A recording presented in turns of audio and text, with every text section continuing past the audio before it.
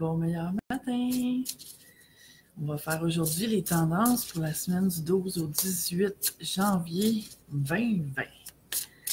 Je me connecte aux énergies des gens qui vont écouter la vidéo, aux énergies collectives, peu importe quand les gens vont l'écouter. Il n'y a pas de temps, il n'y a pas d'espace en énergie. Tout est ici et maintenant. Donc, allons voir ce qui nous attend pour cette semaine qui s'annonce. Pour mieux se préparer, évidemment. Savoir c'est quoi les tendances.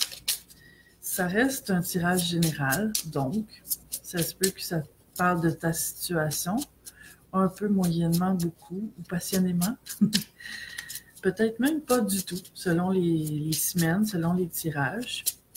Et si jamais tu as besoin de guidance plus précise, plus particulière pour ce que tu vis, pour mieux comprendre ce que tu vis, pour te défaire de tes vieux patterns, de tes vieux schémas répétitifs, que tu es tanné de vivre la répétition et en souffrir à chaque fois, mais le tarot évolutif, c'est pour ça. C'est comme ça que je l'utilise en fait.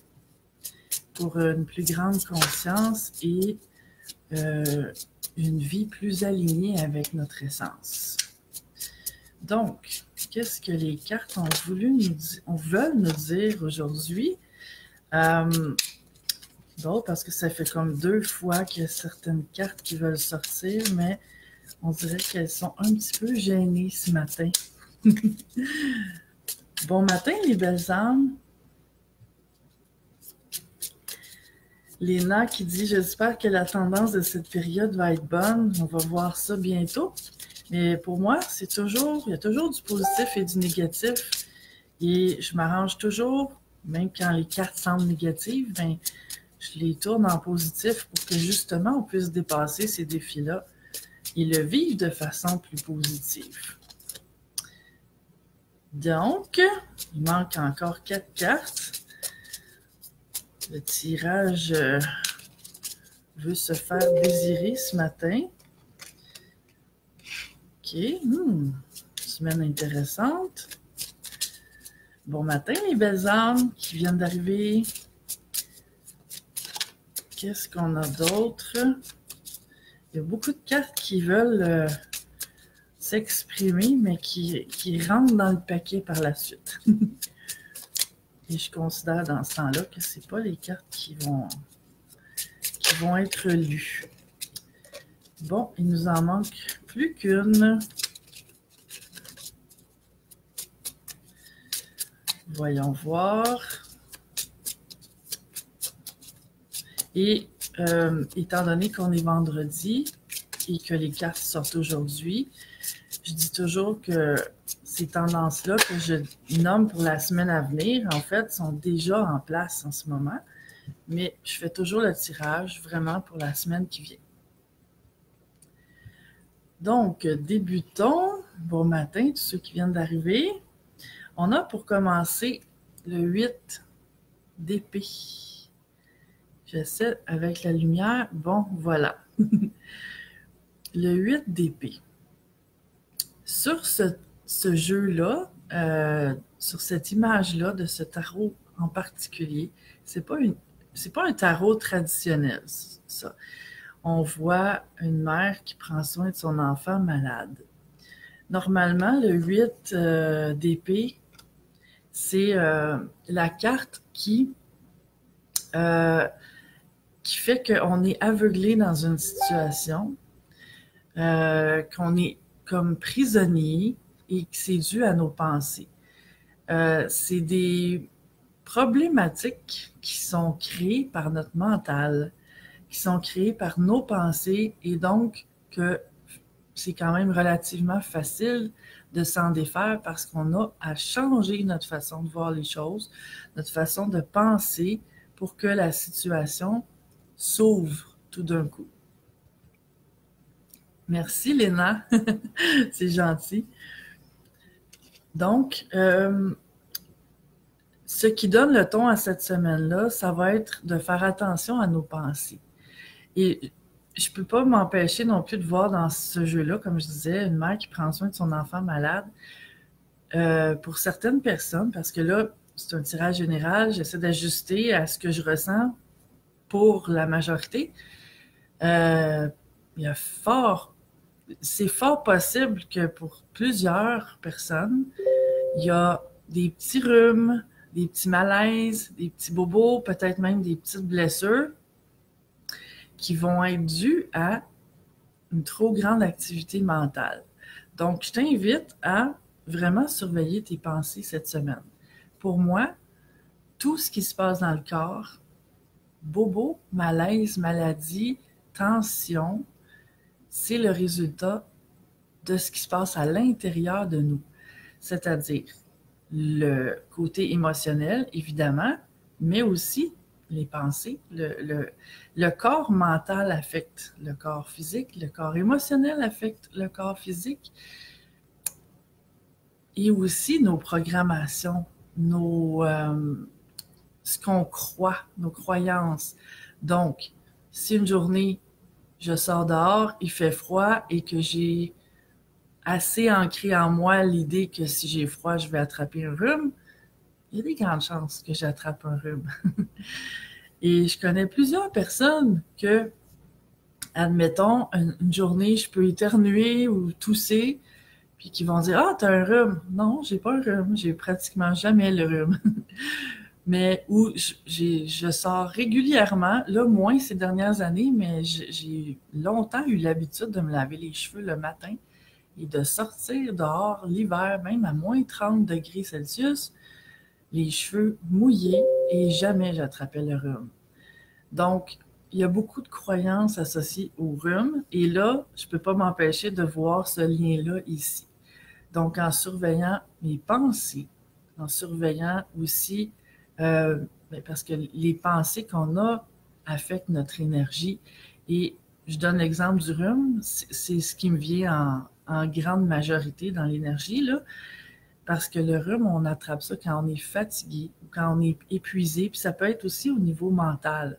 Donc, d'avoir trop de pensées négatives, de basse fréquence, de stress, de problèmes, tout ce qui est aligné avec les énergies qui sont inférieures, ça peut ouvrir la porte aux microbes et peut-être même aux petits accidents. Donc, un petit avertissement ici, mais c'est pas pour tout le monde. Ça se peut. Si tu te sens un peu plus mal dans ton corps, je t'invite à regarder tes pensées et peut-être les élever vers la joie, la paix, l'harmonie, les bénédictions, donc la gratitude. C'est toutes des énergies qui font que notre niveau global d'énergie, et donc dans notre corps, ça s'élève et les microbes ne fonctionnent pas dans une énergie élevée.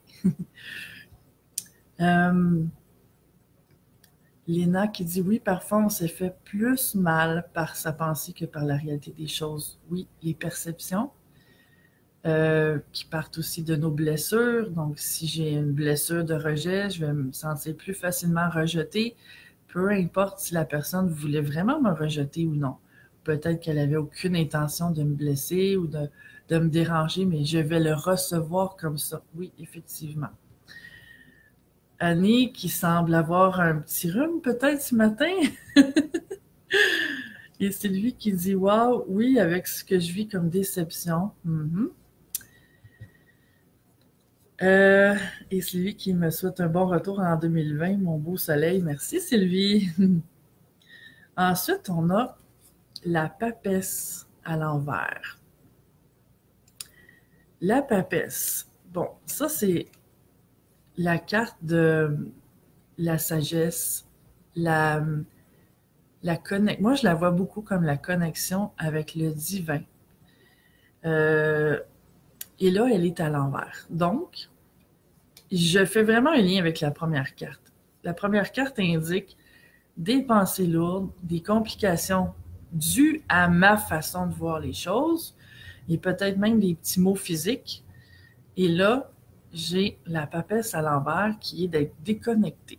En fait, le fait que j'ai des maux physiques ou des problématiques, des pensées compliquées, du stress mental, ça vient beaucoup du fait que je sois déconnectée. Quand je parle de déconnexion, pour moi, c'est d'être déconnecté à l'énergie divine, pardon, à la source, à mon essence, à mon âme. Quand je suis connectée à mon âme, aux énergies divines, aux vibrations élevées dans la vie, tout va mieux. Ça ne fait pas régler les situations magiquement, là. Tout ne s'évapore pas, tous les problèmes ne s'évaporent pas comme par magie. Mais je suis dans une meilleure énergie, je suis disposée, mieux disposée en fait, à faire face à tout ce qui se présente. Donc, c'est le lien que je fais avec ça. Donc, peut-être, sans parler de méditation, ça peut être de méditer. Je suis vraiment pour la méditation, mais je sais que certaines personnes ont de la difficulté à méditer ou n'aiment pas méditer. Mais il y a d'autres façons de se reconnecter et la méditation, c'en est une. Il y a la joie, aller marcher dans la nature, aller prendre l'air, prendre du soleil quand il y en a. Et même quand il n'y en a pas, il est là quelque part, le soleil. Derrière la couche des nuages, il est toujours là. Même si on dit qu'il ne fait pas soleil, il fait toujours soleil. C'est juste qu'on ne le voit pas. Mais on peut quand même se connecter à cette énergie-là du soleil. Et donc, prendre soin de soi, s'élever dans une énergie de gratitude, c'est toutes des choses qui font que notre énergie va vibrer plus haut et qui va nous permettre de mieux vivre ce qu'on vit et même de faire des guérisons dans notre corps physique. Ensuite, on a une très belle carte qui couronne le milieu de ce tirage, qui est le 10 de coupe. On voit bien sur ce jeu-là, c'est la carte du bonheur. Le 10 de coupe, c'est le bonheur, parce que normalement, les coupes, c'est dans les relations, le niveau affectif, amour, amitié, famille, tout ça. Mais cette carte-là, c'est le bonheur familial, mais c'est aussi le bonheur avec soi, c'est d'être bien. Donc, si on fait ce que je vois ici dans les cartes, c'est-à-dire de se reconnecter, ce que je viens de dire à propos de la papesse à l'envers, de prendre soin de soi, de cultiver la gratitude, d'aller dehors, bien, c'est ce qui va arriver de se sentir bien, de se sentir en harmonie. Pour moi, le 10 de coupe, c'est d'être bien avec soi et d'être bien avec ceux qui m'entourent. Donc, c'est vraiment la carte du bonheur et de la satisfaction sur tous les plans. Donc, c'est possible en cette belle semaine, mais avec un petit coup de pouce de moi-même à moi-même.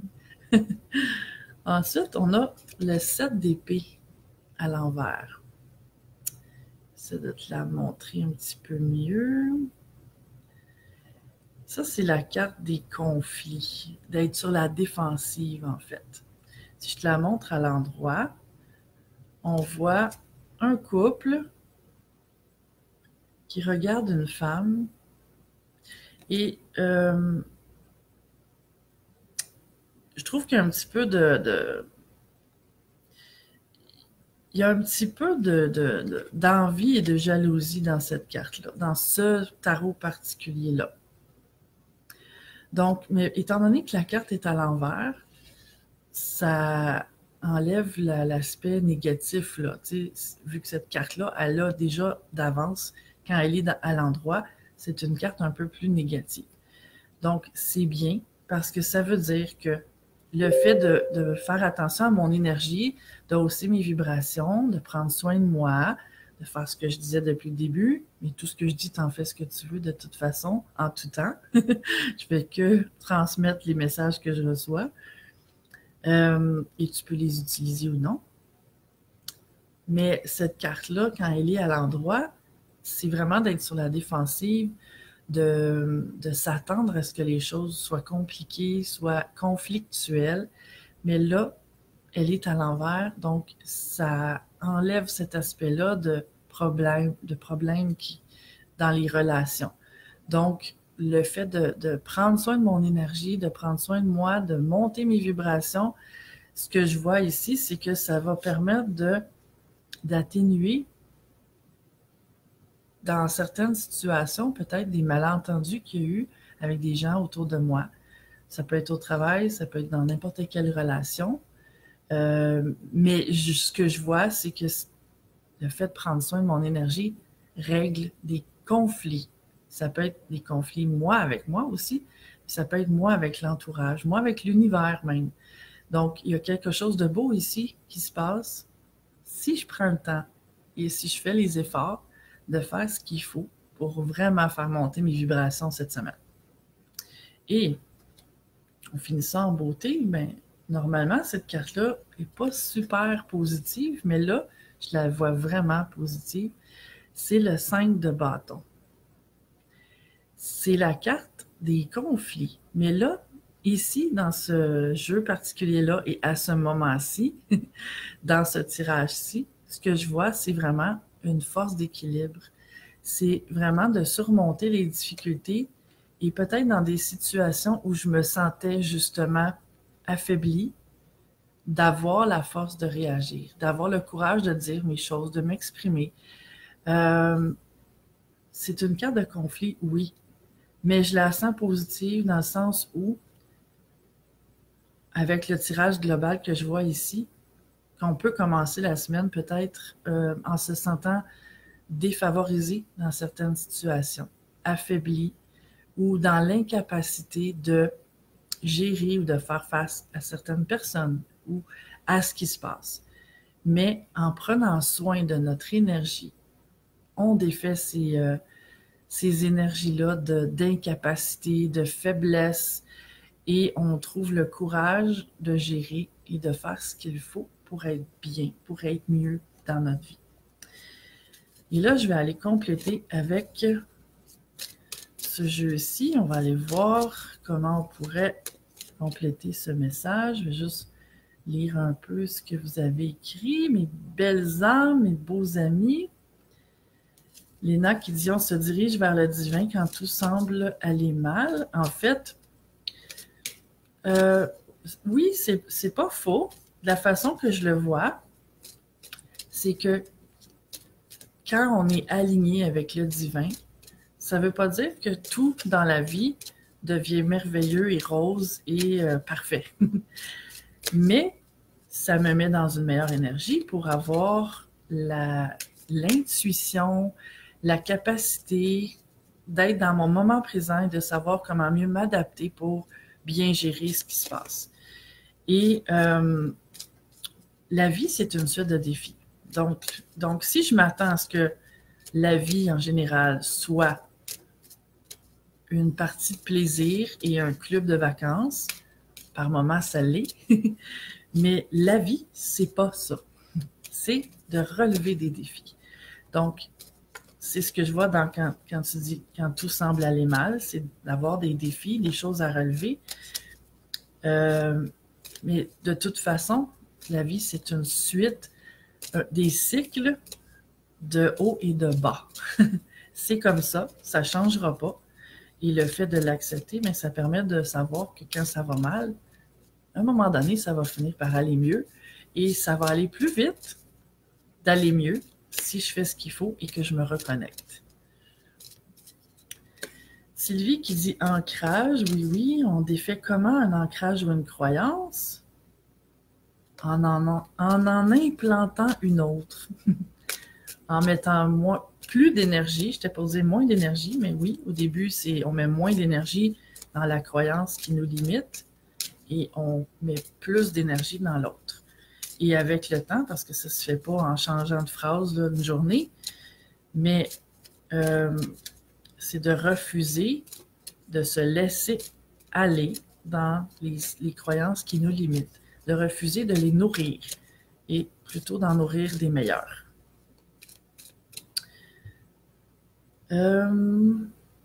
Carmen qui dit « J'ai manqué le début. » Que fait cette dame? Elle décrit des cartes de tarot. Oui, oui Carmen. En fait, quand je terminerai la vidéo, je vais la mettre en ligne et tu pourras écouter le début. Les vendredis, je fais le tirage de la semaine à venir. Léna qui dit « Ce sont nos idées de notre imagination. Cette carte mélangée aux autres, si je comprends bien votre tirage jusqu'à maintenant. » Mais l'imagination, pour moi, c'est les pensées qui sont reliées au divin. C'est-à-dire, c'est un mélange de pensée et d'inspiration divine. La carte ne veut pas se faire lire, là. Je vais en choisir une. Tiens.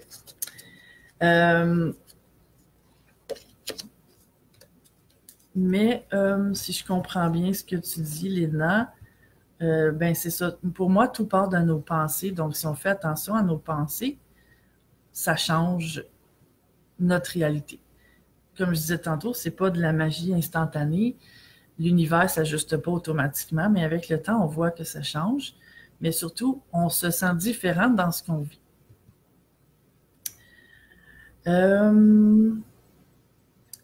Léna qui dit l'imagination égale nos ressentis parfois pas fondés. Exactement, l'imagination, c'est d'imaginer des choses qui ne sont pas nécessairement réelles, oui. Tellement important de prendre soin de nous, comme dit Jane, exactement. Léna qui dit « Cette dame est apaisante, rien qu'à la regarder. » Merci, Léna. Et Annie qui dit que je m'exprime toujours bien, que j'ai bien raison. Merci, Annie. Des beaux compliments ce matin. Carmen qui demande c'est quoi le but? Mais le but, c'est de mieux se préparer à la semaine à venir. Elena qui dit oui, il faut trouver son soi et écouter la petite voix d'apaisement. Exactement. Se reconnecter au niveau de son cœur, au niveau de son âme et de prendre contact avec la partie divine de soi. C'est de la façon que je le vois. Et on a la carte du rayon vert. Donc, c'est beaucoup de guérison. Cette semaine, demandez l'aide de l'archange Raphaël pour équilibrer ainsi qu'harmoniser la circulation et l'abondance de votre énergie vitale. Comme c'est particulier, comme il n'y a jamais de hasard, la semaine commençait avec une énergie vitale en baisse.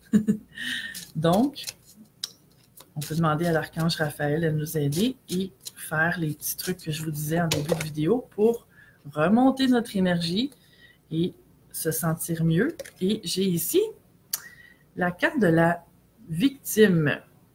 Donc, évidemment, dans certains cas, le fait de se sentir moins bien, d'avoir des douleurs physiques, un moral plus bas, c'est souvent associé avec la victime en moi qui a envie de se plaindre, qui a envie d'abandonner le combat, de se laisser aller, de ne pas prendre soin d'elle.